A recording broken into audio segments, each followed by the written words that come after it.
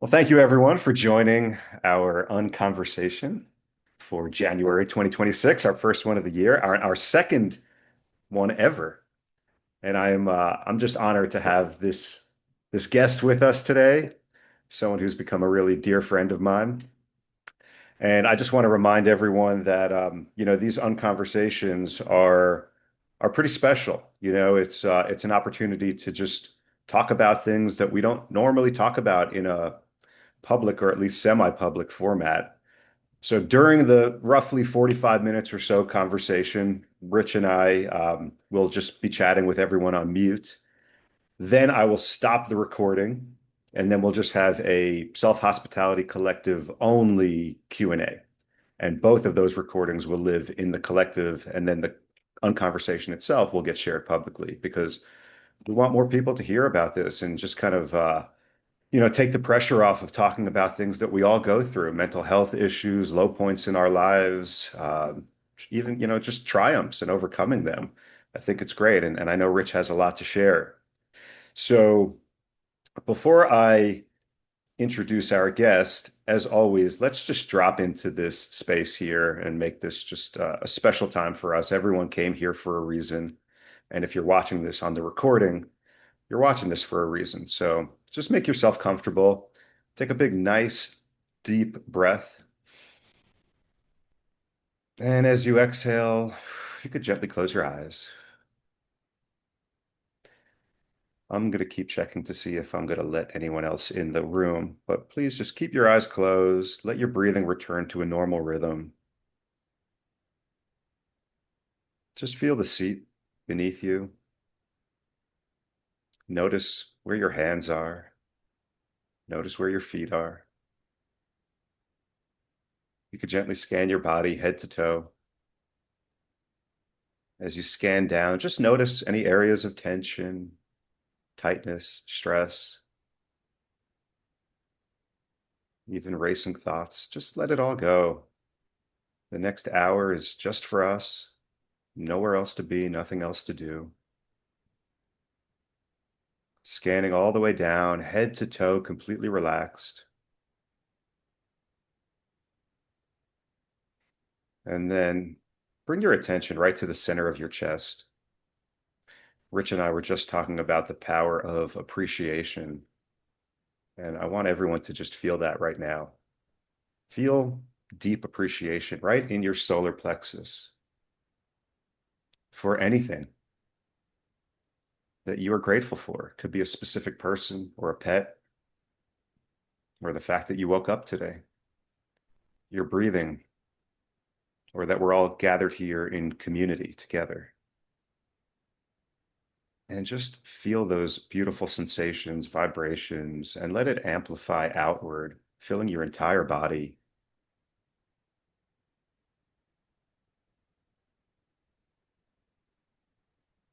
Everyone deserves to feel this.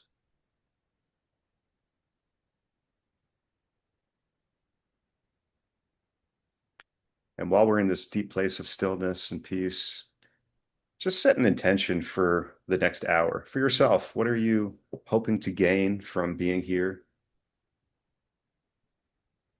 And it could just be peace. It could just be a little break from a busy day or a busy week. Maybe some comfort, some support from community. Whatever it is, just be intentional with why you're here.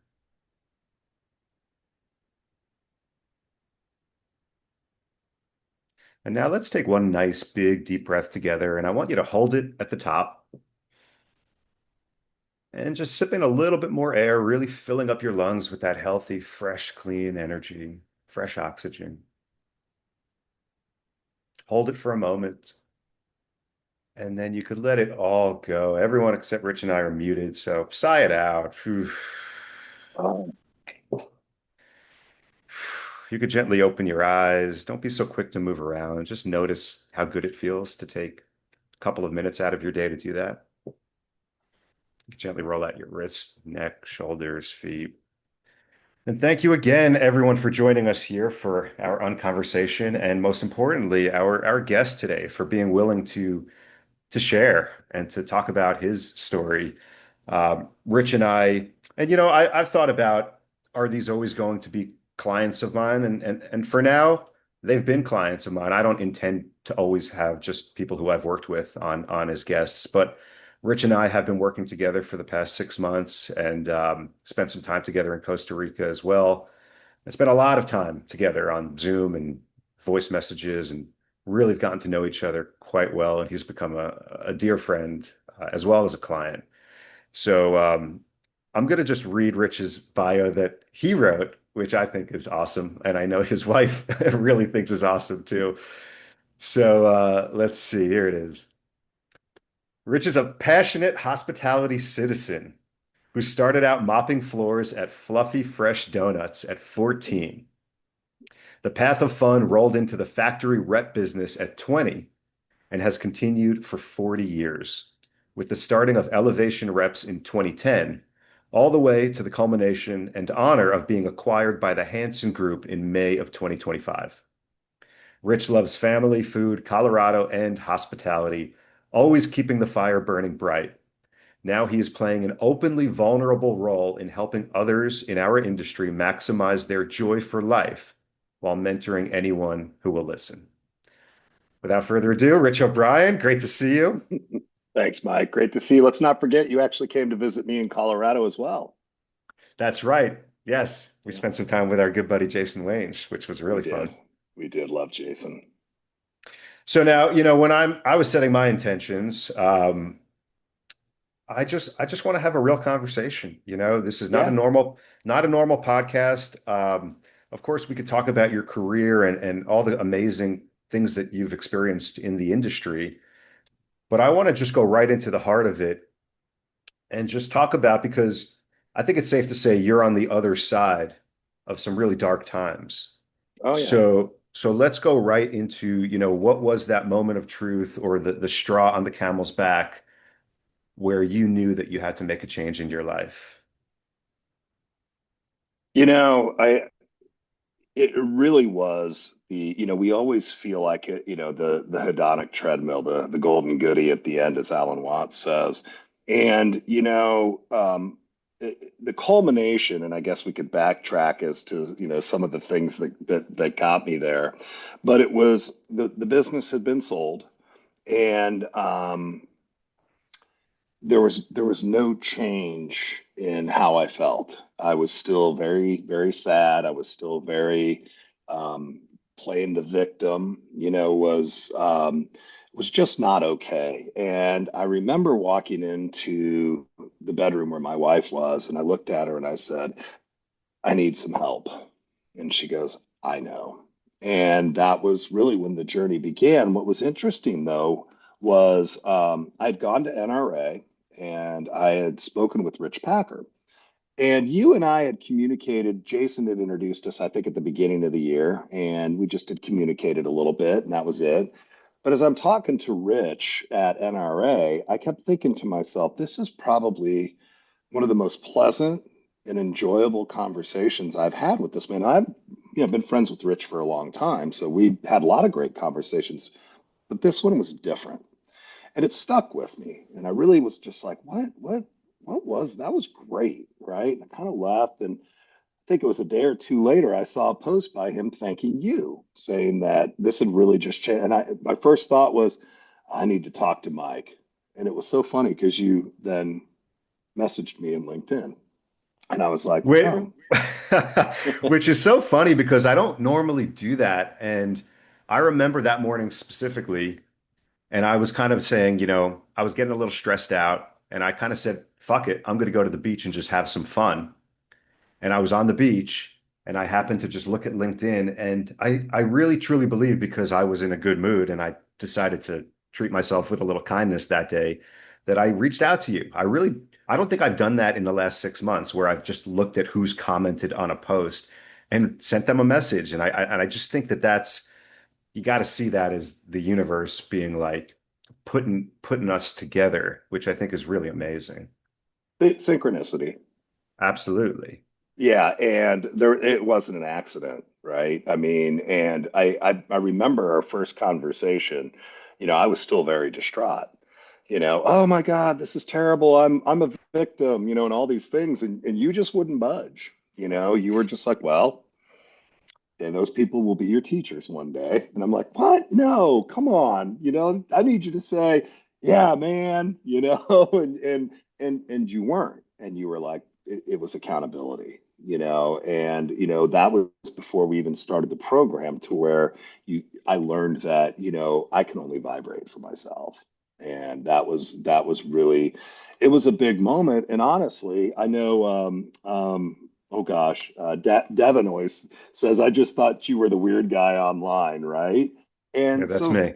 yeah. And so for me, there was a fair amount of, well, do I really want to do this? But I knew I had to. And, whatever the reasons were, it doesn't matter. It happened. Yeah. Well, first I want to welcome. I saw Sarah join, Samantha's here, Cody's here. So thank you everyone for joining. Um, I want to really, you said something really powerful, and it's not worth glossing over. You had been working to sell this business you had a lot of success. You did what a Yeah. lot of people, whether it's food service industry, hospitality, any sort of business endeavor, you kind of did it. You were at the pinnacle and you sold your business. And it was almost as if you were worse off because there was nothing, the thing that you were waiting for wasn't there. So just speak to that a little bit more because you experienced it firsthand. I mean, I just want to hear like what is that like when you get to that place and it's like, shit, where I opened that treasure chest and there's no gold inside. Yeah. Yeah. That was pretty eye-opening. I feel like the proverbial American dream, right? Build something, sell it, right? And for me, there were plenty of reasons. I didn't get to a dark place because of the success, right? I got to the dark place because of the challenges and the things that weren't pleasant about business. And that's what really motivated the discussions that I had with the Hansen group, specifically Wayne Jones, the principal. And it made a lot of sense for us to do it. And so, you know, I I'll never forget that we had been talking and we had a letter of intent. And it was the night before I was supposed to sign the letter of intent. We were at Napham. And I get a call, and I was kind of hemming and hawing. Is this really the right thing? I'm going to be giving up a lot of power, a lot of money, blah, blah, blah, blah, blah, blah, blah, right? Even though these guys, the Hansen Group is the pinnacle of our industry as far as the rep firms go. They're everything that's right in food service. But for some reason, I was having this apprehension, and it was ego. I can look back on it now and recognize that that's what it was. But I got a call from one of my really good friends letting me know that one of my really close buddies had dropped dead of a heart attack that day. Same sort of idea, business owner, wife, two kids. And I just remember thinking to myself, I don't want to be the subject of that call. It is time. The universe is trying to tell me something. So, really at that point, I signed on the dotted line, but I didn't feel complete still. There was still a fair amount of why is there not this shift? And that part of it, because then you go through the whole process and then you finally close. And what should have been one of the more happy days of my life was it wasn't sad. It just was, oh, it's over now. Oh, I just got all this money went into my bank account. Oh, okay. And that was tough. Man, it's really I don't think you realize how powerful that is to share because a lot of people out there are trying to get to where you got and sacrificing their present moment joy for it. And the fact that it wasn't there, you know, what does that show you? What does that show you? That it's an illusion, that it's just it's never about, I don't think, money makes life easier, but it can't just be about that. It's got to be about enjoying the ride, not just trying to get to the end of it. Well, and there were some things that had happened that were, the behind the scenes, whether you want to, people, look, the old saying, people throw stones at trees with fruit in them. Right? If there's no fruit in a tree, nobody's going to throw a stone at it, right? And Beautiful. so Hmm. I believe I had gotten to that place, and there were and the thing that happens throughout this as well, as we all know, there are just people that just aren't going to like you. You can't be everybody's cup of tea.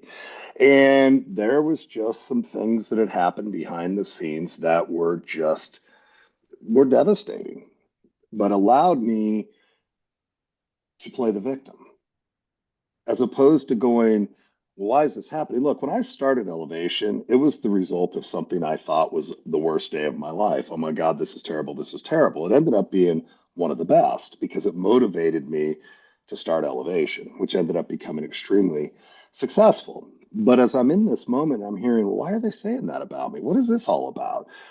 Instead of going, okay, let's go with the flow, row, row, row your boat gently down the stream, right? And your friends and the people that are close to you and love you will inadvertently empower your victimhood, right? They will tell you, I can't believe that's happening to you. This is terrible. You should do something, blah, blah, blah. So you go further and further into the yeah, yeah, but that's not the answer. And for me, I'm seeing it at this conference I'm at right now with people going, well, what would I do with myself? I can't retire. I won't be home until late March. I talked to a fellow rep and I say, hey, congratulations on all your success and acquisitions. He's like, dude, geez, I don't know what the hell I'm doing. I won't be home until March. And I thought, oh, I will. I'll be home Friday. And one of the things that I said to him is I said, so are you doing it for security? Are you doing it for ego? Are you doing it for status? Because I'll tell you what, I had all that. It doesn't matter.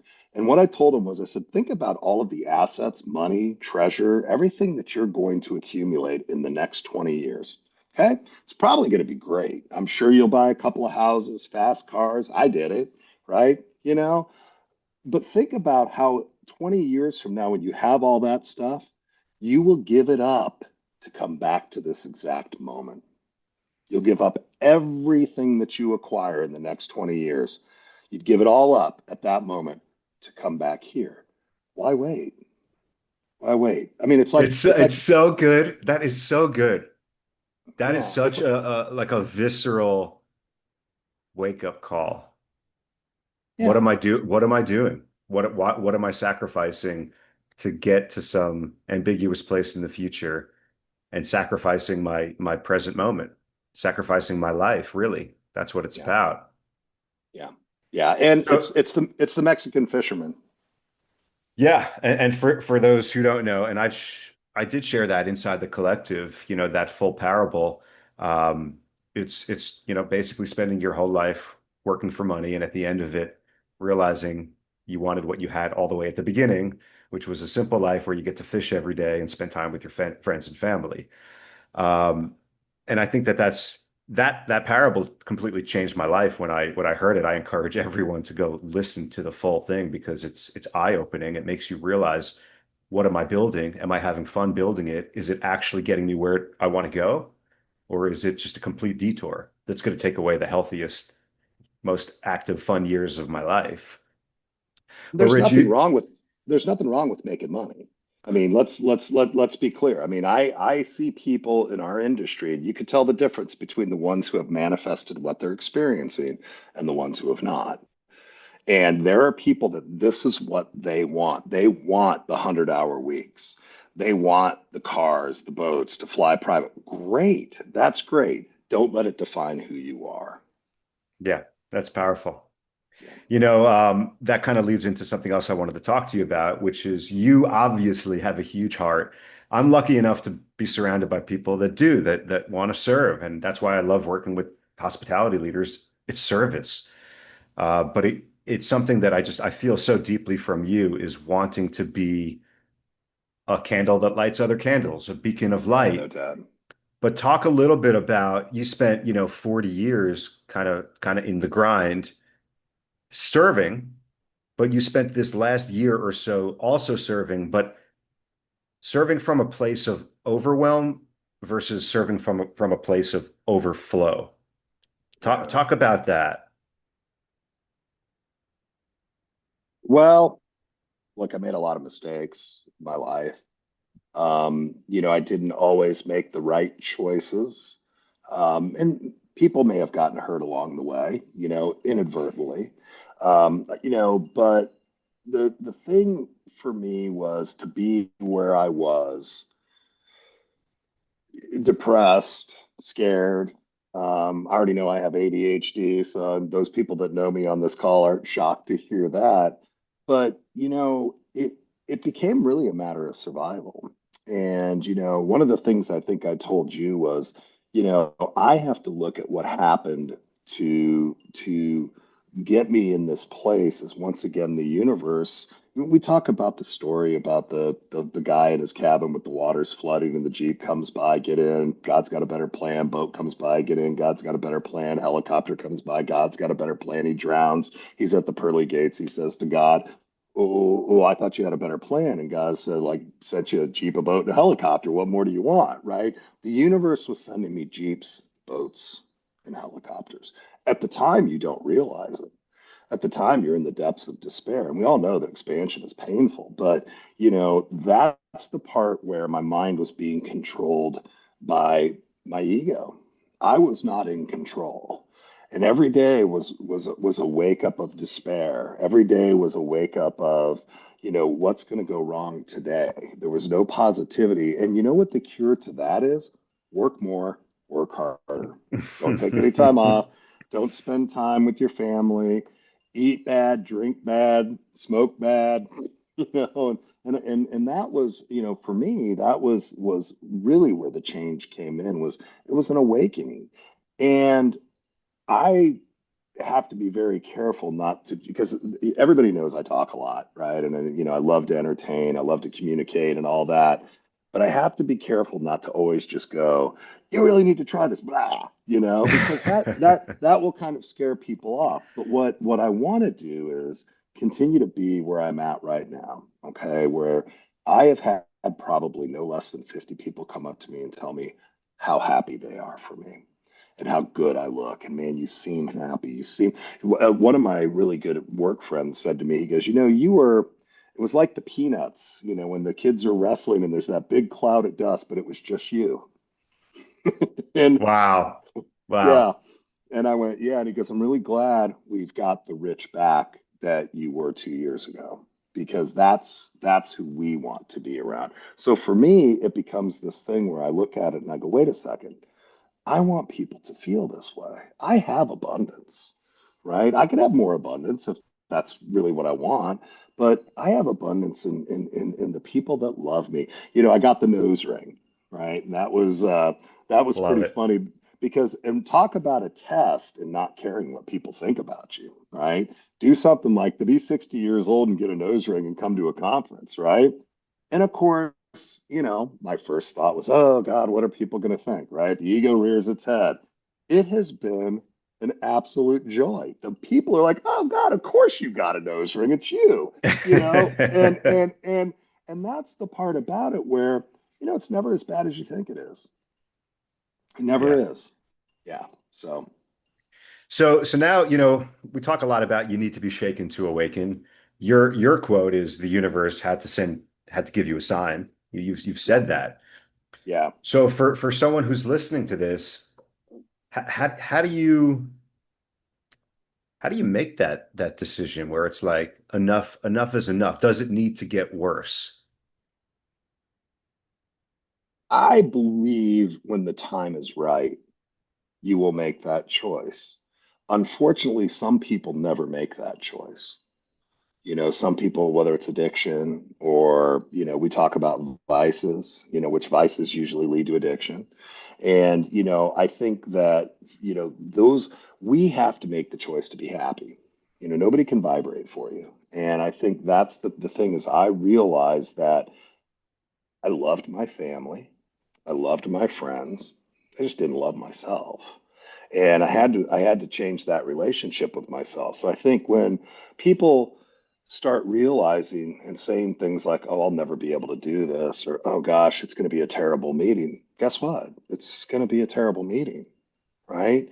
And I think it goes back to I have a friend of mine and she's getting married soon and she told me she goes, "I'm just worried that it might rain on my wedding day." And I looked at her and I go, well, it might, but you're still getting married. right? So yeah, look at just what went off. My mindful reminder. So that's actually a great point. We talk so much about rituals and meditation and practicing gratitude. For you, what's been the game changer or the game changers? Um, Forgiveness clears the deck and is probably one of the most difficult things to do. You have to forgive. I mean, whatever your beliefs are in this world, I mean, let's not forget that they nailed Jesus to a cross, and as he's bleeding to death and dying, he forgave everybody, right? And forgiveness isn't about the person that did you wrong. Forgiveness is about forgiving yourself and moving on from that. So for me, the first thing is forgiveness. And as Wayne Dyer said, there are no justifiable resentments, Hmm. right? And when I saw Abraham Hicks, I went through the whole seminar thinking, well, when is my question going to be answered? And in one sentence, Abraham goes in resentment, yuck, and then moved on. So that's number one is forgiveness clears the deck. Gratitude manifest to joy.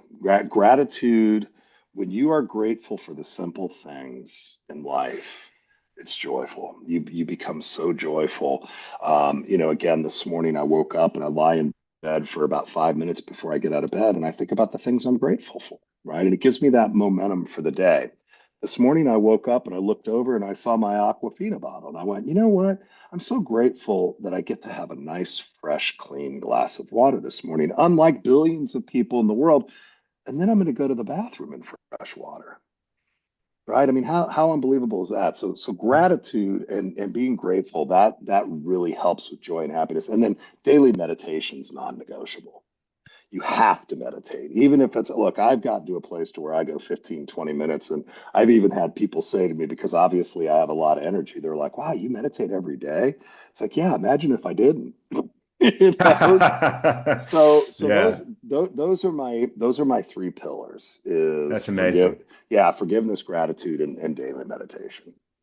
And forgiveness in particular has been something that you've worked on because like you said, you had some people say some real shitty things about you, and it just wasn't about them. It was about that. You said it here. It was about starting to like and then love yourself Yeah. to not harbor those resentments anymore. It really had nothing to do with them. They were just playing a role in my journey. So meditation, 15 minutes now. How was it when you started? And you were meditating before you and I met. More as a facade than anything. My meditations were always, why is this not working? Fine, I'll try it again. And then I'd go 2 weeks and it's not working again. It almost goes back to the parts where you get really strong in the gym and then you're like, well, I don't need to go to the gym anymore. So for me, it was a reintroduction into just sitting still. And, Jack Cornfield says in one of his meditations that you sometimes have to just sit still and let the world of experience surround you, right? I mean, the ocean is very calm at the ocean floor. There could be a hurricane up above. So I was able to really understand that when I got to 200 days in a row, it was a craving almost to sit still. It was a craving almost to write down my wins, write down my victories from the day and then sit there in meditation. But the problem that I had with meditation was I was struggling in agreement with myself. And I feel like before you enter into a meditation, you have to agree with the emotion, right? You have to agree with the emotion that has you have to be willing to experience it. You have to be willing to sit there and go, okay, I'm really sad right now, but I'm going to sit here in this meditation and allow my mind to settle. And so I was able to really get to a place where it was like, I need to be in this meditation because I need to be okay with being with fear, with being with sadness and being with that so that I can understand that, what, it's just the same emotion that I've got on the other side, just pure joy and happiness. I've had some meditations where they're just so joyful. So it really was getting to a place of understanding that I had to be okay with the negative maybe not negative, the different emotions as much as I was with the good ones. So, Really powerful. yeah, Yeah. Hmm. It's nice to just take a breath and have a little bit of silence, right? I mean, we don't always have to fill the silence. I've been that person that had to. You and I work on it right now. When I have that feeling that I have to fill dead space, and I remind myself now before I enter into meetings, it's okay to sit and listen. I have two ears and one mouth. So, we have a couple more minutes to chat and then we'll open up for questions. Something that I really want to talk to you about for the broader industry, because you've kind of suffered through it firsthand, this kind of cutthroat nature. I think we say that, oh, it's family and everyone loves each other, and so a lot of companies actually have a lot of family members working in there. So there is truth to that. But it's is it family or is it, the Corleones? Like what family are we talking about? So why is it so cutthroat? I understand commission based contracts up for renewal all the time. Like I do kind of get a lot of that logistics, but why does it feel like it's such a cutthroat business and what could we do about it? 99% of the people in the business are great. There's a 1% that's not, and maybe it's more than that. I don't know. But what I do know is I think that people feel if they don't achieve success in the eyes of their peers, then they're a failure. And I told somebody, I said, just because you lost a game doesn't make you a loser, right? It just means you had a setback. I think it's It greed. also I think means you there's tried. you tried. That's right. If you keep your bet in your pocket, you're not playing the game, right? But I do just think that the prize is big. I think that people, and I say think because I don't know that I really know, Mike, because a lot of times for me, I don't understand why people do what they do. Right? I mean, is there a character attack because they're jealous that everybody likes you? I mean, I guess. But ultimately, at the end of the day, what I think it comes down to is the ego-driven programming that society places on us. You're not successful unless you're at the top, So and it so doesn't anyone matter it doesn't matter who you take out along the way. and practically, for someone to listen to our conversation here and do something different, is it literally just not caring what other people Not think? not caring. You cannot care. Again, row your boat, not someone else's boat, right? Go with the flow. And you cannot care what people think. You absolutely can't. You've got your own race to run. Run it. Don't try to run someone else's race. Don't try to go, well, I got into that mode of, I want my competitors to fail. I want to Mm. destroy them, right? You get into that. And as a race and a species on this planet, we're the only ones who establish levels of value based on, well, we're the humans, right? Well, whales don't have hospitals or I gotta finish first. I have to get this brand. I've got to get this order, otherwise I'm not going to be. And then you stop and you think that if all the bugs and worms disappeared off the planet, life would cease to exist in about 2 years. If all the humans disappeared, life on this planet would thrive. So I really do believe it's people caring what other people think, and that's their ego. Yeah. And something about being humble, humility kind of comes to mind there too. Big time. Big time. It is okay to light other candles. And one of the most rewarding things that I've been able to experience in the last few years, because the building the business part, it is really focused on winning constantly, right? But then you get to a place where you realize that you can mentor these young guys and girls and help them along the way and realize that you're planting trees you'll never sit in their shade, and that's okay. That's I bought a couple of guys that worked for me. I bought them each a suit because they didn't have suits, and we're getting ready to go to NAFM. And I always tease them because one of them got a powder blue one and the other one got a maroon one, and I was like, "What are you guys, Dumb and Dumber?" Dumb I and mean, Dumber. why don't you just Top get a hats and black? canes too. Yeah, just get a black suit, you know. But anyways, one of them said, "Why did you do that?" And I said, "Because somebody bought me a suit one time. Just pay it forward. Yeah. Just be kind, be kind." Mm. So one more thing I have kind of one question I want to close this with before we open for questions. But you, as I, were ridiculed for being fat as a kid. Yeah, So you basically were ridiculed for this belly of yours, and now you are turning it into something good. So just true. talk a little bit about Rich O'Brien's belly and what you're doing.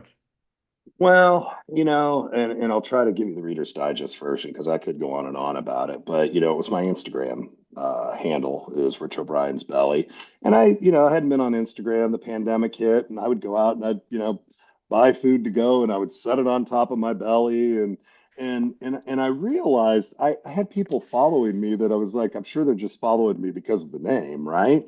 So I never really post much. I probably need to, but I was out with a friend of mine, a chef, and he is Nate Weir. I'll just say his name. He's with Teriyaki Madness right now, and he was going through. I think he had just lost his job, or it was transitioning. And I said to him, I said, "Man, how is it that you're always so happy?" And he told me that he grew up a missionary kid in Haiti and that when he would come back every 4 years for their 6 month furlough, he that was culture shock to him.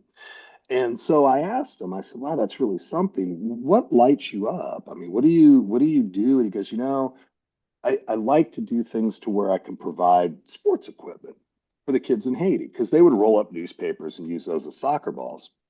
And I started thinking about it and I thought, there hasn't been a really good food journeyman since Anthony Bourdain, right? And not that I'm going to be Anthony Bourdain, I'm going to be Rich O'Brien. But um, what I thought was Nate and I are now working with Locally Haiti, is an organization in Colorado in a specific town called Petit Trou. And we're trying to put together a dinner and some fundraising to where we can raise funds for the kids in Haiti. And the thing that's so funny about how it all falls into place is one of the things that Win with the organization said was we have a high school of 700 kids, but we don't have a food program. And I was like, huh. I've spent years working with the Chef Ann Foundation, which is all they do is develop food programs. How funny is that, right? And then he said, "Man, with the World Cup coming, we'd really like to get some soccer equipment." And I said, "Oh, wait, my nephew is CFO of the St. Louis Soccer Club, right?" And so things started just No falling into place. coincidences. No coincidences. And then it's like, wow, can I really videotape this on my phone? Next day, I get an email from this kid that's got a video. "Hey, I don't know if you have any need for a videographer." And I'm just going, holy mackerel. So it's definitely in the early stages of evolution. But there's more to come on that. So that's really definitely a Reader's Digest version, even though it took me 4 minutes. So, Well, everyone who's watching should at least follow you on Instagram, Rich O'Brien's belly, for sure. yes, Stay correct. stay Yeah. tuned. Well, we're going to start posting a bunch. I had a person from Fox News when I was up in, not Fox News, Fox Network, up in New York City say, "We love the idea. It's feel good. You're really easy to be around. You'd be great on television. And just start posting and then give us about 6 months and we'll talk again." So that's what people are going to start seeing with the postings and Instagrams. I'm just going to start posting. I'll probably post this, right? So Yeah. yeah. But what it is also is the job that I have right now assimilates so well with what I want to do, right? So that's kind of cool. Ah, it's so cool. And there's a theme here. If you kind of been reading between the lines, you had what I think you said the worst day of your life was what led to Elevation being Yeah, created. right. And something that you were kind of tormented over as a kid turned into this beautiful way for you to not just share with the world, but express yourself in an authentic way. And the selling of your company last year, feeling empty, and the slander and people talking shit or whatever, the details were with that. It's the concept of no mud, no lotus. One of my favorite quotes from Richard Bach, who wrote Jonathan Livingston Seagull and Illusions and several other books. He says, what the caterpillar calls the end of the world, the master calls the butterfly. Just talk to that. So much of your, I mean, you shared with me that last year was the biggest year of expansion and growth in your life at 60 years old, but it Yeah. started out as one of the hardest, most traumatic years as well. So just talk about that, you know, the pressure that forms a diamond, because you've had a lot of that experience in your life. Well, it was the lowest I've been in my life and the highest I've been in my life within a 1 year period of time. That's what 2025 was for me. Talk about the year of the snake and shedding that skin, and there was a saying, and I'm gonna forget it, but pain is doubt leaving is what it feels like when doubt leaves your body.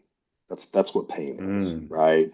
And once I was able to get past that self-doubt, that was when the growth began. Look, we all know, words are spells. That's why they call it spelling, right? And if you talk bad to yourself, be impeccable with your word, especially to yourself. I'm not good enough. I can't do this. Well, then that's where you're going to be. For me, it was every day getting up, going, I'm worthy of this. I'm going to make this work. I'm going to forgive myself, right? I'm going to forgive myself for the mistakes that I've made in the past. And I just realized that it was my decision to choose how to feel. And I wasn't choosing happiness. I wasn't choosing joy. I wasn't choosing gratitude. And so I had to But change. how do you go from this is the worst experience that's ever happened to me to choosing happiness? There's something that has to happen in there where is it a reframing of perspective? I mean, what actually happens? I think reframing of perspective, I think the transformation brought a lot. For me, that opened up so many doors for me to understand myself, The right? work that you and I did last year. Absolutely, absolutely. And I think a lot of self-reflection, Yeah. spending time with Rich, right? I didn't like myself. I didn't. And now I do. Right? Now I like spending time alone because I'm good with being me. And so I really feel like that transition from the self-doubt and being in a spot where I questioned everything I was doing to just going with it, going with the flow. Yeah. And now if someone's whether you're here live or you're watching the recording, if someone's going through a really hard time, how do you adopt that perspective shift? Is it just starting to Hmm. meditate? Is it the gratitude practice? All those things that you mentioned? Is there one, tip? Just some like where does that shift come from? Well, I think you've always got to have somebody to talk to. I think you've got to have a person. I'm very fortunate to have a wonderful wife who is very aligned with the way I'm thinking and the way I'm doing things. And no matter what, in the years that, I was out traveling and building this business, she was the one at home really doing the heavy lifting. And, having that person that you can lean on to tell you, look, you need to tell yourself you're great, but it's okay to have somebody else in your life that you talk to. And my wife has just been unbelievable for me in that regard. She just always believed in me, always. And that was a big deal. So I think most of the time I think you have to have somebody else that you can talk to. Look, when we have issues, I- I'm not trained to fix depression. I'm not, right? So to try and keep it internalized and to not get help or go to somebody that can help you is a mistake. I think it's okay to get help. It's okay to say, I need a little bit of help. So talking to someone, meditation, gratitude, practicing Yeah, forgiveness, and yeah. also self-reflection was a big part. Because Oh then you yeah. get to look back at your life and say, oh shit, that was the worst thing that ever happened, but it really wasn't. I needed that to happen. Maybe Mhm. this isn't so bad either. It's Yeah, wisdom from yeah. suffering. Right. So the last question, and I do want to open up if anyone has questions for Rich or for both of us. Um, you talked about your wife. You have two, relatively young daughters as well. Yeah.